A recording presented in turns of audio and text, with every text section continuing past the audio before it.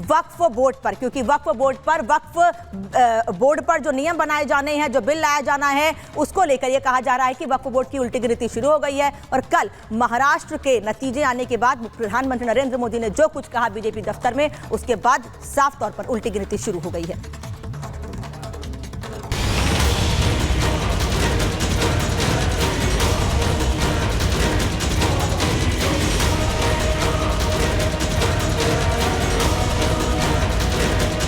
बहुत सहेलिया अब न सहेंगे, हिंदू हक अब लेके रहेंगे। पोजीशन अगर कर रहा है तो उसको कहने का अवसर है। सरकार ने बिल तो पास नहीं कर दिया। संविधान में वक्फ कानून का कोई स्थान ही नहीं है। प्रधानमंत्री मोदी के इस बयान से जाहिर है कि वक्फ बोर्ड की न सिर्फ उल्टी गिनती शुरू हो गई है, बल्कि सरकार का रुख भी साफ हो गया है।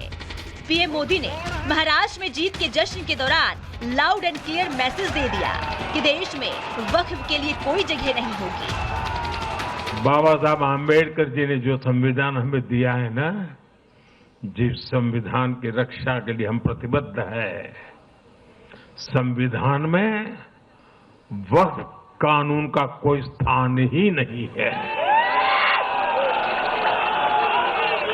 लेकिन फिर भी कांग्रेस ने तुष्टीकरण के लिए वक्फ बोर्ड जैसी व्यवस्था पैदा कर दी। पीएम मोदी के इस मैसेज से साफ है कि सरकार वक्फ संशोधन बिल को लेकर बनी जेपीसी की रिपोर्ट को शीतकालीन सत्र में पेश कर सकती है। हालांकि जेपीसी में शामिल विपक्षी सांसदों ने इसकी समय सीमा बढ़ाने की मांग की है, लेकिन जेपीसी अध्यक्ष जगदम्बिका पाल इसे आगे बढ़ाने की मूड में दिखाई नहीं दे रहे हैं। या अपोजिशन अगर कर रहा है तो उसको कहने का अवसर है। सरकार ने बिल तो पास नहीं कर दिया। सरकार ने जेपीसी में इसलिए रेफर किया कि इस पे डिटेल डिलिब्रेशंस हो, डिस्कशंस हो, लेकिन उसको करने के बजाय जिस तरह से लोगों को गुमराह कर रहे हैं, तौकीर रजा जैसे लोग धमकी दे रहे हैं, जाकिर नाइक जैसे लोग कैंपेन कर रहे हैं, तो आखिर हिंदुस्तान की ये जो आज वक्फ बोर्ड जिसमें प्रपोज अमेंडमेंट बिल है, सरकार एक बेहतरी के लिए, ट्रांसपेरेंसी के लिए, गुड गवर्नेंस के लिए लाई है। वक्फ बिल पर जहां मोदी सख्त दिख रहे हैं, तो उनके नेता और मंत्री विंटर सेशन में वक्फ का वक्त खत्म होने के संकेत दे रहे हैं। वक्फ बिल को लेकर सरकार का रुख साफ है, तो साधु संतों ने भी वक्फ बोर्ड के इतर सनातन बोर्ड का झंडा उठा लिया है कि अब की बार अंतिम धर्म युद्ध होगा, जब तक अपने इस निर्णय को या तो वक्फ बोर्ड मिटाना होगा या फिर सनातन बोर्ड बनाना होगा। और इसके लिए जो कुर्बानी देनी पड़े महाराज जी। और जब पीछे आऊं, अगर मैं मुड़ जाऊं पीछे, मैं आपको अधिकार देता हूं कि तलवार से मेरा सर अलग कर देना, यह अधिकार आपको है। सनातनियों की एकता पदयात्रा का प्रमुख लक्ष्य तो अभी वर्तमान में भेदभाव और जात पात को मिटाना है, परंतु अगर मंदिरों में ये प्रयोग की जाती है या पहल की जाती है तो निश्चित रूप से बहुत अद्भुत होगी, अनूठी होगी। इससे इस देश में वो क्लियर हो जाएगा कि देशद्रोही कौन है और राष्ट्रभक्त कौन। 25 दिसंबर से संसद का शीतकालीन सत्र शुरू हो रहा है। इस विशेष सत्र में 5 नए विधेयक पारित होंगे, जिसमें वक्फ बिल भी एक है। अब ऐसे में सरकार की पहली प्राथमिकता होगी पिछले बार जो काम अधूरा रह गया था उसे पूरा करना और सबकी सहमति के साथ वक्फ संशोधन बिल पास करवाना। Bureau report, Republic Bharat.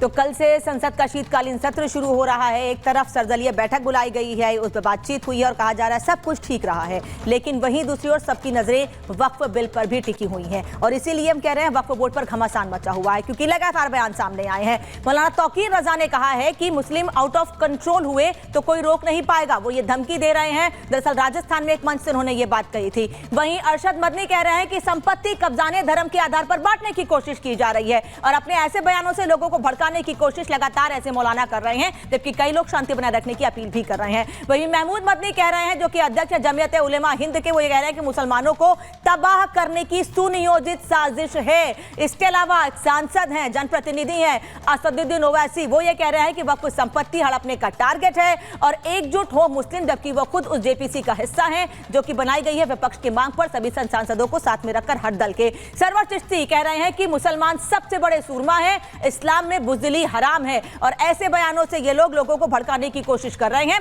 लेकिन वहीं दूसरी ओर शांति की अपील भी की जा रही है, क्योंकि अभी इस पर जेपीसी का गठन किया गया है। जेपीसी की बैठकें कई हुई हैं, हालांकि उसमें भी विपक्ष की ओर से हंगामा करने की कोशिश की गई है, लेकिन उसके बाद भी नतीजा क्या निकलेगा। और ये उम्मीद है कि इस बार शीतकालीन सत्र में जो जेपीसी गठित की गई है, जिसकी कई दौर की बैठक हुई है, बातचीत हुई है, वो रिपोर्ट अपने तैयार करेंगे, क्योंकि बातचीत की बात किसी सहमति पर तमाम सांसद पहुंचे जरूर होंगे। चलिए बढ़ते आगे और अब बात कर लेते हैं उत्तर प्रदेश के उपचुनाव की, क्योंकि उत्तर प्रदेश के विधानसभा के उपचुनाव हुए हैं। उसमें भारतीय जनता पार्टी को 7 सीटें मिली हैं, वहीं समाजवादी पार्टी 2 सीटों पर सिमट कर रह गई है। इसीलिए कहा जा रहा है कि मुख्यमंत्री योगी आदित्यनाथ, उन्होंने जो बातें कही हैं, जनता से जो दावे किए हैं, जो विकास उत्तर प्रदेश में हुआ है, ये उसी पर मुहर है। और जो अपराध मुक्त उत्तर प्रदेश की बात कहते हैं, जनता का भरोसा उस पर बढ़ता जा रहा है, क्योंकि उत्तर प्रदेश अपराध मुक्त हो रहा है। लेकिन कैसे 7 सीटें जीती हैं भारतीय जनता पार्टी ने उत्तर प्रदेश में, इस रिपोर्ट में देखिए।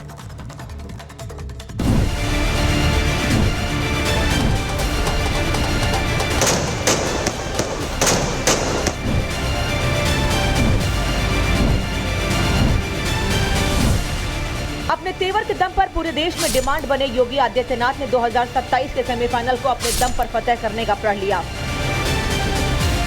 चुनावी जंग में विरोधियों ने जमकर घेराबंदी की, लेकिन 9 में से 7 सीटें जीतकर योगी ने एक बार फिर साबित कर दिया कि बंदे में दम तो है।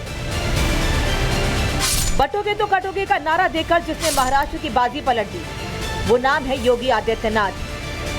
बीजेपी के नए पोस्टर बॉय बनकर उभरे योगी आदित्यनाथ ने साफ कर दिया कि पूर्व हो, पश्चिम हो, उत्तर दक्षिण, बुलडोजर वाले बाबा का हर तरफ जलवा है।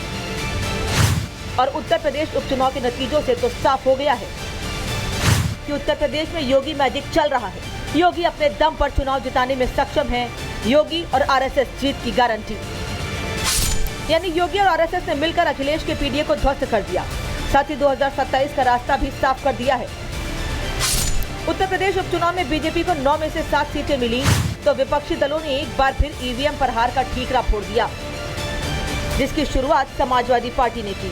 समाजवादी पार्टी के मुखिया अखिलेश यादव उपचुनाव में मिली हार के लिए अब 2 कारण बता रहे हैं। पहला ये कि सपा के वोटरों को वोट डालने से रोका गया, और दूसरा ये कि ईवीएम से छेड़छाड़ की गई।